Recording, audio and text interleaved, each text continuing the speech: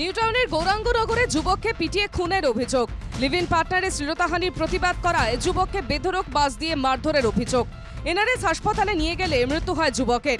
নিউটাউন থানায় অভিযোগ দায়ের করে নিহত যুবকের পরিবার। গ্রেপ্তার করা হয় 3 অভিযুক্তকে। নিউটাউন থানার সামনে নিহত যুবকের পরিবারের সঙ্গে ধৃতদের পরিবারের মধ্যে তীব্র বচসা বেঁধে যায়। পুলিশ দুপক্ষকে সরিয়ে দেয়। কথা বলার শুরুতেই পিছন দিয়ে একটা ছেলে এসে তাকে বাস দিয়ে মেরে মাথা ফাটিয়ে দেয়। সঙ্গে সঙ্গে সে পড়ে যাওয়ার পরে তাকে এলোপাতাড়ি মারধর করা হয় এবং কি তার বউকেও মারধর করা হয়।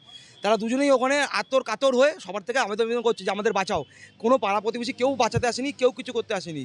এলাকার বাসিন্দাদের সূত্রের খবর, নিউটাউনের গৌরাঙ্গনগরে লিভ ইন পার্টনারের সঙ্গে থাকতেন। বুধবার রাতে দুজনের মধ্যে বচসা হয় বলেই খবর।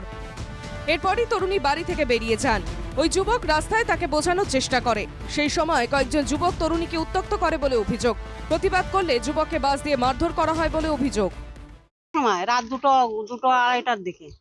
কি হয়েছিল জানেন না, সেটা পুরোটা জানি না। এখানটা এসে জল চেয়েছে, যাদের মাথা ফেটে গেছে, জল চেয়েছে, সেইটুকুনি জল দেওয়া হয়েছে। গৌরাঙ্গনগরের মতো জায়গায় যেখানে পিটিএ মেরে দেওয়া হবে, এটা আমরা ভাবতেই পারছি না। এটা আমরা প্রশাসনকেও বলবো, আমরা নিজেরাও দেখছি। এরকম ঘটনা যারা ঘটিয়েছে তাদের কঠিন থেকে কঠিন শাস্তি আমরা কামনা করছি, প্রশাসনকে সেটাও বলবো। ফের প্রশ্নের মুখে নিউটাউনের নিরাপত্তা। রাত বাড়লেই নিউটাউনে বেড়ে যায় দুষ্কৃতীদের দাপট। কোথায় প্রশাসনের নজরদারি? প্রশ্ন এলাকার বাসিন্দাদের।